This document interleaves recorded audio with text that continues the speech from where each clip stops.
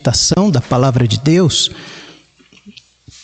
Lucas capítulo 5, de 12 a 16. Lucas capítulo 5, de 12 a 16.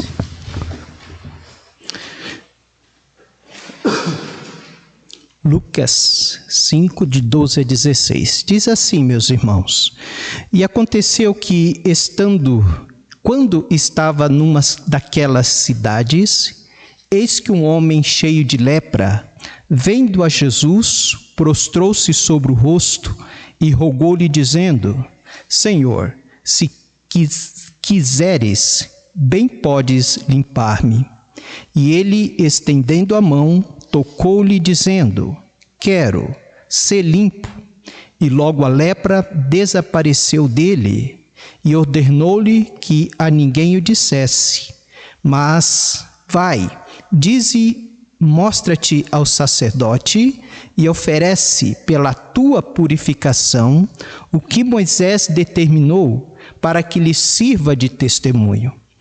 A sua fama, porém, se propagava ainda mais, e ajuntava-se muita gente para o ouvir e para ser por ele curada das suas enfermidades. Ele, porém, retirava-se para os desertos e ali orava. Pai, obrigado mais uma vez na tua presença hoje à noite, pela tua palavra, que o Senhor possa nos ensinar e aumentar a nossa fé e ministrar em nosso coração. Assim oramos em nome de Jesus. Amém. Podeis assentar, irmãos. Todos nós já estivemos diante de circunstâncias, talvez não em nossa própria vida ou na nossa própria experiência, mas já ouvimos alguém falar sobre algum caso perdido, aonde pessoas dizem: olha, não tem jeito, não tem solução, esse caso é totalmente perdido. Não tem o que fazer mais, já chegamos ao final dos recursos, já corremos de um lado, corremos de outro e não tem o que fazer, é um caso perdido. Quando nós olhamos para a experiência que o pastor Jonas está passando, esse acidente tão difícil, tão trágico, e ele agora lutando pela sua vida. Talvez alguns médicos, ou talvez algum conhecido, possa estar pensando, ou já pensou, o jeito que o Jonas está, vai ser muito difícil. Mas nós temos que sempre confiar no Deus que nós servimos. E o Deus que nós servimos, Ele nos ensina em sua palavra que nunca nós devemos perder a esperança. O servo do Senhor, ele nunca deve perder a esperança. Ele sempre deve continuar confiando, dependendo, orando. Coisas que nós, muitas vezes, pessoas chegam até nós conversando ou buscando conselho e nós não sabemos o que falar e o que fazer. A única palavra que a Luciana sempre fala, as irmãs sabem disso, é: irmã, vamos orar. Vamos orar, né? Vamos entregar nas mãos de Deus. Ele tem a última palavra, Ele que é o Deus Todo-Poderoso, é Ele que pode agir nessa circunstância. Mas o fato é que nós nunca devemos perder a esperança. E esse texto nos mostra isso. Porque quando nós olhamos para o relato de Lucas, esse milagre está nos 3 evangelhos. Mateus, Marcos e Lucas, são os evangelhos sinópticos, são os evangelhos que têm quase as mesmas, há uma grande semelhança entre eles. E Lucas, ao escrever este relato da cura desse leproso, pelo fato dele ser médico, ele traz mais detalhe. E um detalhe que Lucas traz para nós ao relatar esse milagre é o fato de que este homem, veja o verso 12, veja o que Lucas relata: e aconteceu que quando estava numa daquelas cidades, eis que um homem cheio de lepra. Lucas relata o fato de que o corpo desse homem estava tomado de lepra. Ou seja, ele estava no último estágio da lepra. Ele estava num estado muito avançado da doença. E ao olhar para aquele homem, muitas pessoas ao vê-lo diziam: é um caso perdido. Esse aí é só esperar a morte. É um caso perdido, porque todo o seu corpo estava coberto de lepra. Era o último estágio. Possivelmente o corpo daquele homem exalava um odor. Possivelmente este homem vivia, conforme nós sabemos, conforme a lei, ele já vivia totalmente isolado. E talvez dentro do seu coração também ele já tivesse perdido a esperança. E estava esperando apenas a morte. A morte vai chegar. Talvez os amigos, ao olhar para ele, breve esse vai partir. Mas o fato é, amados irmãos, que este homem tem um encontro glorioso. Amém? Esse homem tem um encontro com o Senhor Jesus. E este homem vem até o Senhor Jesus Cristo, a motivação dele não é uma motivação soberba ou uma motivação de altivez, mas o texto bíblico diz que este homem prostra o seu rosto em terra. Veja novamente o verso 12, e diz: e vendo a Jesus, prostrou-se sobre o rosto, e rogou-lhe dizendo: Senhor, se quiseres, bem pode limpar-me. Ele sabe de que ele não merece a cura. Ele sabe que ele não é merecedor. Mas ele também sabe que ele é carente de misericórdia. Ele sabe que ele é carente de graça. E ele chega diante do Senhor Jesus não fazendo nenhuma exigência. Você tem que me curar. Eu exijo que você me cure. Pelo contrário, esse homem prostra o seu rosto em terra e ele suplica com humildade.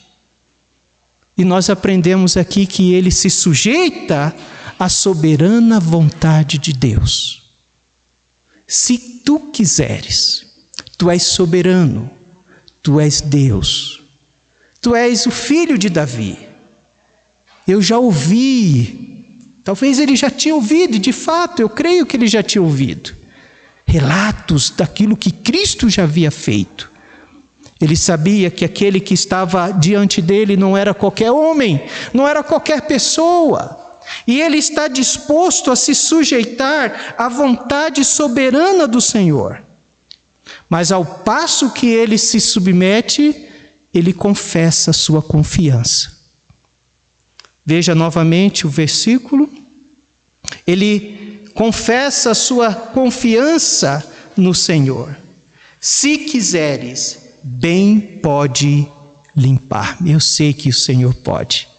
E eu confio, eu creio de que o Senhor pode. Veja o versículo 13, o que acontece. E ele, Jesus, estendendo a mão, tocou-lhe, dizendo: quero. Oh, irmãos, como é maravilhoso, né? Como é bom, como é maravilhoso e ouvir o quero, o sim de Jesus. Mas nós também sabemos que o não de Jesus também é bênção. Mas normalmente nós queremos ouvir o quê? O sim ou não? O sim. E ele diz: o Todo-Poderoso, o Rei dos Reis, o Senhor dos Senhores, o Alfa, o Ômega, o Criador do céu e da terra, ele diz: eu quero ser limpo. E logo a lepra desapareceu dele. Primeiramente, nós vemos um Cristo misericordioso, amém? Um Cristo que não expulsa aquele homem impuro da sua presença, mas nós vemos um Cristo que sempre se dispõe a curar, né? Um Cristo que não apenas ordena a cura, mas que toca naquele homem. E tocou-lhe, dizendo. Duas curas Jesus efetuou da vida daquele homem. A primeira cura, nós sabemos, foi a cura física. Mas aquele homem também tinha uma outra doença, uma outra necessidade. A cura emocional. Meu amado irmão, nós sabemos que estas pessoas, elas ficavam separadas, em quarentenas. A palavra de Deus vai nos dizer lá em Números que quando Miriam ficou leprosa por ter falado mal de Moisés, se levantado contra Moisés, o próprio Moisés roga por ela. E Moisés diz ao Senhor: Senhor, eis que Miriam irá ficar como morta.